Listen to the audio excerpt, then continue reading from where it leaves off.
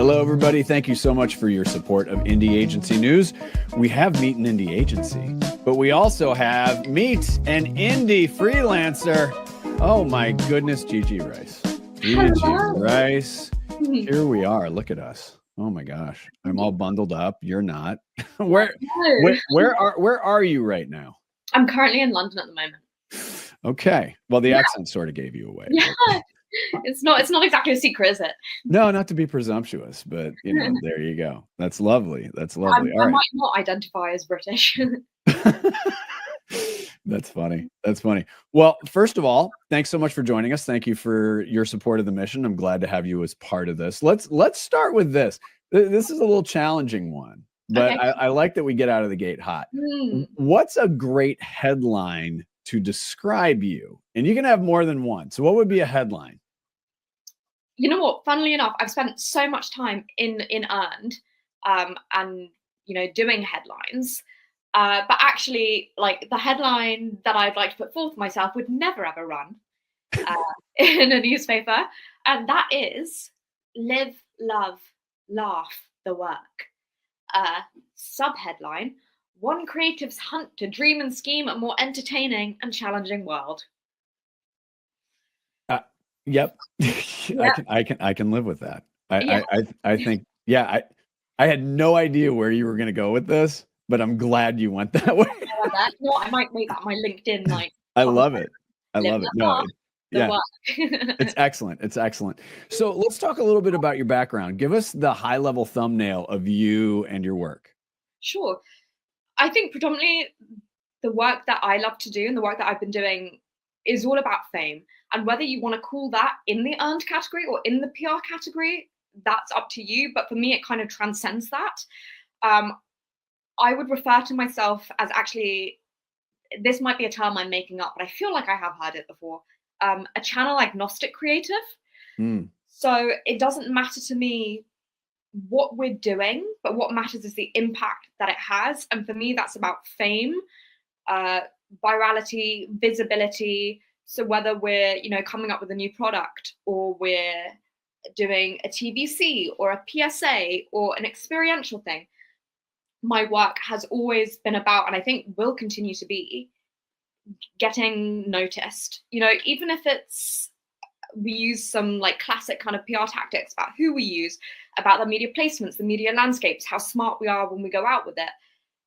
Or are we actually just writing a story that's so fucking good that it's going to get picked up anyway? That end goal has always been what it's about for me. And I was working in London, then I've been out in New York for the last couple of years.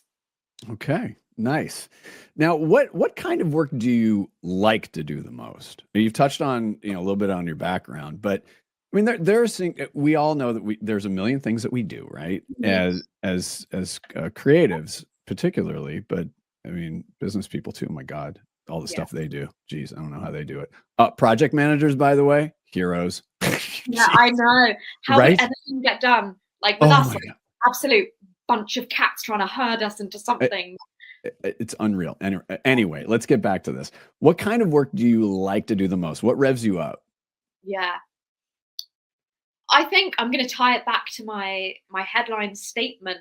I think work that kind of changes the way we live, the way we love, the way we laugh.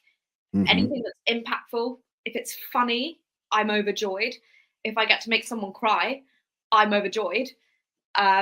Or even work that has kind of the potential for all three. I think once I kind of get my hands on a brief that really has the potential for impact, I start to buzz. And kind of like an obsessed border collie, I will be awake 24/7 until that work goes out. And I think I really like to be obsessed with my work. And I know there's this whole debate in the industry about, making sure we have a work-life balance, which I think is true when you're on a bad brief. Right. But for a good one, oh God, I want to be awake all night trying to come up with the answer, trying to work this out, trying to move forward with it. Right. Yeah. No, good briefs help. But also, if you get a good brief, you might get to it sooner and you might be able to have that weekend in the Cotswolds. There you go. Exactly. Yeah. I might be able to get a bed at like 11. Right. Exactly. That's so funny. Just lying there 4 a.m. with like from New York thinking. Yeah, I get it. I get it. The active mind. I love it. So work you love doing, what would you say you're strongest at? Again, we have a list of things, but there's usually one or two things that bubble up to the top of like, yeah, I'm strongest here. Yeah, I'd say two things.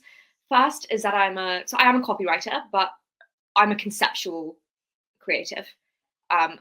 First and foremost. In fact, before I even knew that being creative and kind of having that job in advertising was a thing, I used to tell my dad that what I wanted to do was go out to lunch with companies and they'd bring me a problem and I'd solve it, which kind of sounds like advertising in the 80s, doesn't it? Right. Yeah, I think I would have been primed for advertising in the 80s, to sell ideas. And then I think secondly, I love to pitch. Ooh. Yeah. Hello. Yeah. It's a show. Showtime, baby. Yeah. Razzle dazzle them. Oh, Bit of pressure, bit of something, win an account, get to do creative, fabulous work. I'm all for it. I think it's an absolute, I don't do roller coasters. This is my roller coaster. Yeah, pitching would be that. That's a good analogy. Now, whether it's an agency or brand, what makes a good client to you? What makes them great to work with? I think brand is kind of irrelevant when it comes to it. I think it's all about the client that's in charge of the brand at the moment, and if they have a desire to push, and whether that push means letting the creatives push forward their work and their kind of wildcard ideas, or getting it to be about pushing the craft, making sure that it's so perfect, that it's so the absolute best it can be. Or I guess thirdly, push internally, I think is a big thing, especially for the brands that are big companies. We've got a lot of red tape. Being able to have a client that is willing and able to push in those environments is the difference between a lion and not. And also a successful campaign, let's be honest. Oh, yeah. I mean, lions are cool. Don't get me wrong. Cool. Love a lion, but if it is successful, we should be. Yeah, it should be. Right. It's a reward. It's a reward for a job well done, as I like to say, in any award, really. What is one project that you've done that you are most proud of? Am I allowed to say a project that wasn't in advertising? Yeah, of course. So my side hustle, I'm a playwright. And I think it has helped me become a better creative 10 times over. A couple of years ago, I wrote a play called Apricot. It's a dark comedy about abortion, which is, naturally a hilarious subject. But since it's had 2 sellout London runs, transferred to the Edinburgh Fringe Festival, we're in talks about getting it workshopped in New York and Chicago. And I think I'm most proud of that because I love the agency environment. I love a brief. I want to work with my strategists. I want to know where the boundaries are. I need critique. Obviously, as an artist, or when you're kind of under that umbrella, you have absolutely none of that. You're just there as a creative trying to enforce these boundaries on yourself and still come up with a piece of work that is brilliant. So I think I'm really proud of how that's turned out and how it's continuing to kind of evolve and pick up. It's an incredible feeling getting to see your work live on and on. Yep. No, that's true. Edinburgh Fringe. Yeah, people loved it or they hated it. Like we had some people walk out. Oh, I'm sure. Yeah. We had, one politician and news reporter say he felt unwell. But you know what? If I pissed off a politician, I'm thrilled. Oh, that's impact right there. Yeah. Other people... Let me guess. Tory? Oh yeah, they're unwell. They're unwell anyway. It's fine. It's fine. I'm thrilled. That's like a career highlight. Yeah. No, it's fine. English? Scottish? English. Oh. What constituency? Oh, I can't tell all the secrets. Okay. All right. Yeah. Feels like it would be Kent, sort of adjacent to me. You're not far off. All right. Yeah. See, I got you. I got you. All right. We'll dig into that later. Final question here. Would you consider yourself a weirdo, misfit, or underdog? And why is that? Yeah, I think definitely, there's several parts of the answer to this question. Firstly, weirdo. You know what? Okay, slight different answer. I am not a weirdo in the advertising world. But I am in the real world, in the world of everyone else. And I think that's why I love this industry and I love the work so much, because when I went to ad school for the first time in my life, I wasn't the weird one. Oh. Yeah. I was like, oh, these are my people. And it's that classic, Steve Jobs quote, where other people see madness, we see genius. And suddenly I wasn't weird. People were like, oh shit, that's great. And I'm like, oh, you're just like me. Like, finally, there's a place where I make sense and I'm not too much. I think that is a big thing, being too much. And finally, in advertising, I wasn't too much. Right. I got to give more. And then I think in regards to the underdog statement, absolutely. Like, two parts to this answer. The first is that my entire career, I feel like I've been clawing and climbing the cliff face of ambition with my own acrylic nails. It has not been an easy ride. I graduated during COVID, won the Cannes Young Lions, but at the time I wasn't hired. I actually called Cannes and convinced them to let me and my then creative partner at the time join, and we had to pay the entry fee ourselves, which was like our last £500. Yeah. But we did it and it kind of went meteoric and it happened. But then there's been so many falls in the industry. I've gone meteorically up and then down, in the last year, layoffs. Yeah. I think it's best said, perhaps, in the words of Stephen Sondheim, that says, good times and bum times, I've seen them all, my dear, and I'm here. Plush velvet sometimes just pretzels and beer, but I'm here.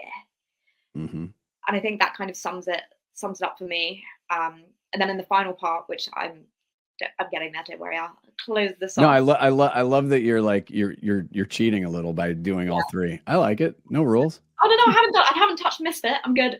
Go. Yeah. Keep going. Yeah. I think the second part for underdog, something that I haven't seen people talk about in this industry, even though I think it's a very real thing, is that there's perhaps a classism within the creative industry of what kind of creative you are.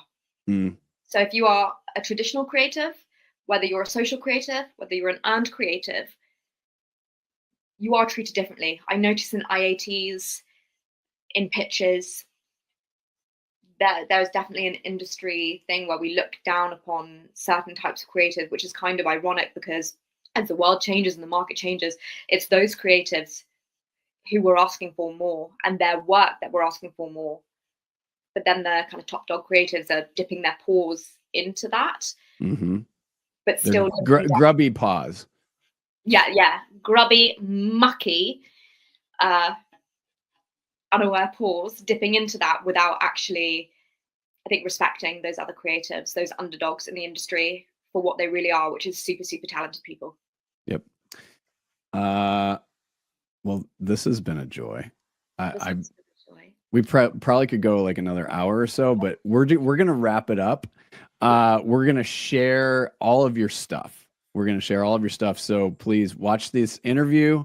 But if you're watching this interview, say on LinkedIn, make sure that you go over to Indie Agency News so that you can see Gigi's full profile.